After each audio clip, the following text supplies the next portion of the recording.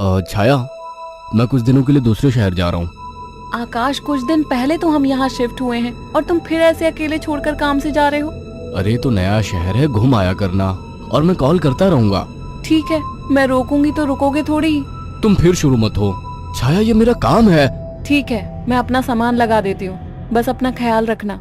आकाश अगली सुबह दूसरे शहर के लिए निकल गया। अपना काम खत्म करके जब वो लौटने लगा, अचानक मौसम खराब हो गया और बारिश की वजह से रास्ता बंद हो चुका था।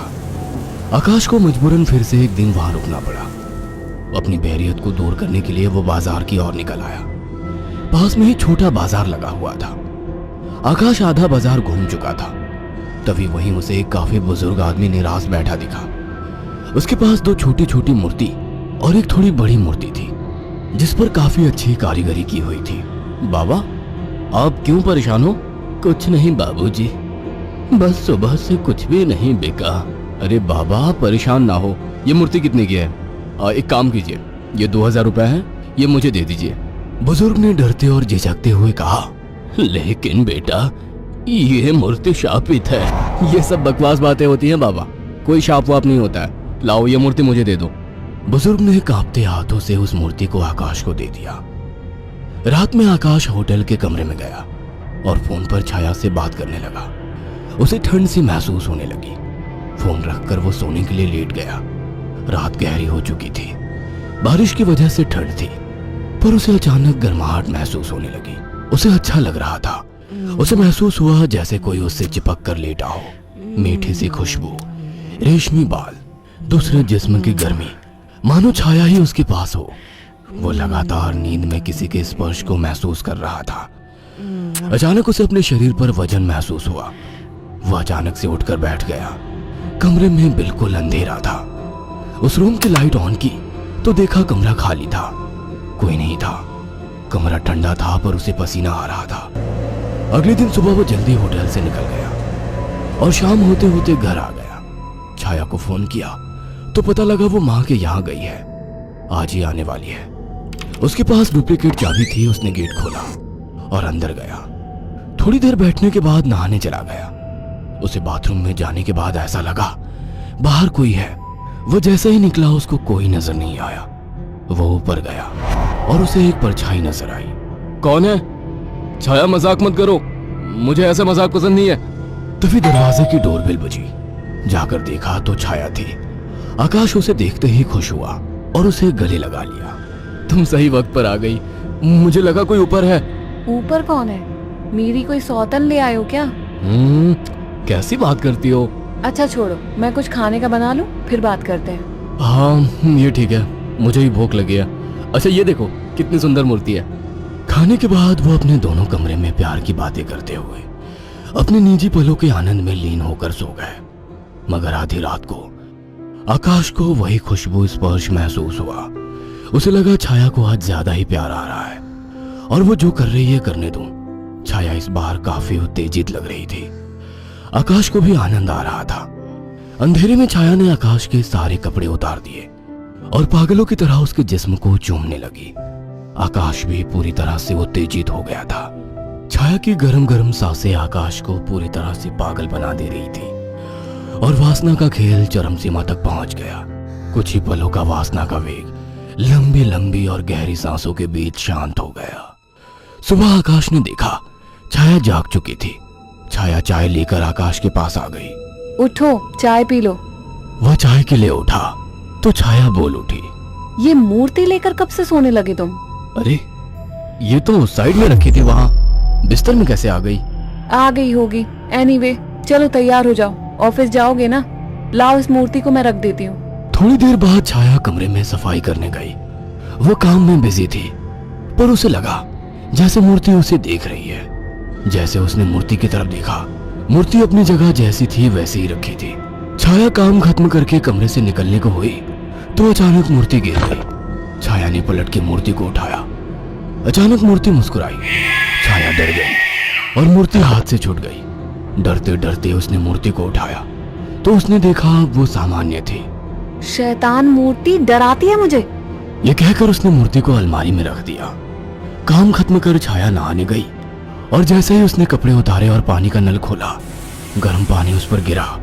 वो चिल्ला उठी और बिना कपड़ों के बाहर निकलकर भाग आई। उसके जिस्म पर छाले हो चुके थे। उसने आकाश को फोन किया। आकाश तुरंत चला आया और उसको अस्पताल ले गया। आकाश ने ऑफिस से कुछ दिन की छुट्टी ले ली। छाया, ये सब कैसे हुआ? पता नहीं, नल से गर्म पानी अचानक निकला। मुझे सब अजीब सा लग रहा है, मानो मुझे कोई देख रहा हो। तुम आराम करो, मैं कुछ खाने को लेकर आता हूँ। छाया लेटी हुई थी। अचानक उसने ध्यान दिया, मूर्ति उसकी ही तरफ घूर रही थी। अचानक उसे याद आया कि मूर्ति को तो उसने अलमारी में रख दिया था। अचानक वो मूर्ति हिलने लगी। छाया चीख उठी। आकाश दौड़ता हुआ आया। क्या हुआ? ये मूर्ति अभी खुद चली थी। तुम्हारा वहम होगा छाया। मगर रात को आकाश को फिर से चुंबन के स्पर्श महसूस हुए। वो नींद में था और चाह के आंखें नहीं खोल पा रहा था, परंतु आकाश को चुंबन के स्पर्श उत्तेजित कर रहे थे। उसके मुंह से आवाजें निकल रही थी। अचानक छाया की आंख खुल गई और उसने जो देखा वो हैरान रह गई। उसने देखा कि एक लड़की काली परछाई के रूप में आकाश के कपड़े खोल रही थी और वो देखते ही चिल्लाने लगी, आकाश, वो काली परछाई! अचानक कमरे के शीशे में चटक सी आवाज आई और शीशा टूट गया। आकाश उठकर बैठ गया। ये शीशा कैसे टूटा? और तुम चिल्लाई क्यों? आकाश, वो कोई काली आत्मा थी। मैंने अभी देखा, वो तुम्हारे साथ संबंध बना रही थी। क्या तुम्हें बिल्कुल पता नहीं लगा? कौन? क्या कह रही हो? मुझे महसूस तो हुआ, पर मुझे लगा तुम हो। पागल हो क्या? ऐसी हालत में मैं संबंध बनाने की सोचूंगी? आकाश, वो एक काली परछाई थी, पर वो एक लड़की थी। तभी मुझे कल रात को जब ये सब महसूस हुआ तो मुझे कुछ अजीब सा लगा था। मुझे ऐसा होटल में महसूस हुआ कि जैसे मेरे पास कोई तो है। और अगले दिन मैं घर आ गया था। तब से जब भी सोता हूँ ऐसा कुछ होता है। मुझे लगता था कि तुम हो। तभी अचानक दोनों का ध्यान मूर्ति पर गया। आकाश ने तुरंत उस मूर्ति को बाहर फेंक दिया। कुछ दिन बाद छाया पानी पीने के लिए उठी। अचानक उसकी नजर फिर से ड्रेसिंग टेबल पर रखी मूर्ति पर पड़ी। अचानक उस मूर्ति ने काली परछाई का रूप धारण कर लिया। छाया अचानक बेहोश हो गई। कुछ देर बाद उसकी आंखें खुली तो उसे सब सपने जैसा लग रहा था। अचानक वो किचन में चली गई। तभी वहां आकाश आ गया। अरे, पहले ठीक तो हो जाती। मैं तो ठीक हूँ। अच्छा। हाँ, आज तो मुझे एक अलग ही सुबह लग रही है। ओके, अब चलो आराम करो। मैंने तुम्हारे लिए कुछ दिन की छुट्टी ली है। अगर ऐसा है तो मुझे खूब प्यार करो। आज आकाश को छाया कुछ बदली बदली सी लग रही थी। खाने के वक्त भी छाया काफी अजीब तरीके से खा रही थी, जैसे वो बरसों से भूखी हो। छाया, क्या हुआ? आराम से खाओ। रात ठीक से खाया नहीं था ना, तो मुझे जोरों की भूख लग रही है। वैसे आज मीट बना काफी अच्छा है। गांव में अम्मा ने सिखाया था। अम्मा ने? कौन सी अम्मा ने? तुम तो कभी गांव गई ही नहीं। वो सब छोड़ो, सुनो ना, मेरा मन रोमांस का हो रहा है। तुम्हें लगता है ये सही वक्त है? प्यार करने का कोई वक्त नहीं होता। अचानक छाया आकाश से जाकर लिपट गई। उसके जिस्म को चूमने लगी। आकाश ने देखा छाया ने आज साड़ी भी अलग तरीके से बांधी थी। दोनों के बीच संभोग क्रिया होने लगी। दोनों काफी उत्तेजित थे। अचानक आकाश को फिर से छाया में वही खुशबू और स्पर्श महसूस हुआ। छाया आकाश को छोड़ने का नाम तक नहीं ले रही थी। आकाश को महसूस हुआ ये छाया नहीं है। आकाश ने एक झटके से छाया को धक्का दे दिया। रुक क्यों गए? प्यार करो मुझे, रुक क्यों गए? आवाज में भारीपन था। आकाश की आंखें बंद थी, पर जैसे ही उसने आंखें खोली, जिसमें छाया का था लेकिन चेहरा किसी और का था। आकाश ने कांपती आवाज में कहा, मेरी बीवी कहाँ है? छाया के चेहरे के हाव भाव बदलने लगे। उसका चेहरा सफेद और आंखें काली थी। वो गुस्से में बोली, मुझे पसंद नहीं थी वो, मार डाला उसे। अचानक वो एक परछाई में बदल गई। उसने अपने लंबे और पहने दांत आकाश की गर्दन में गाड़ दिए।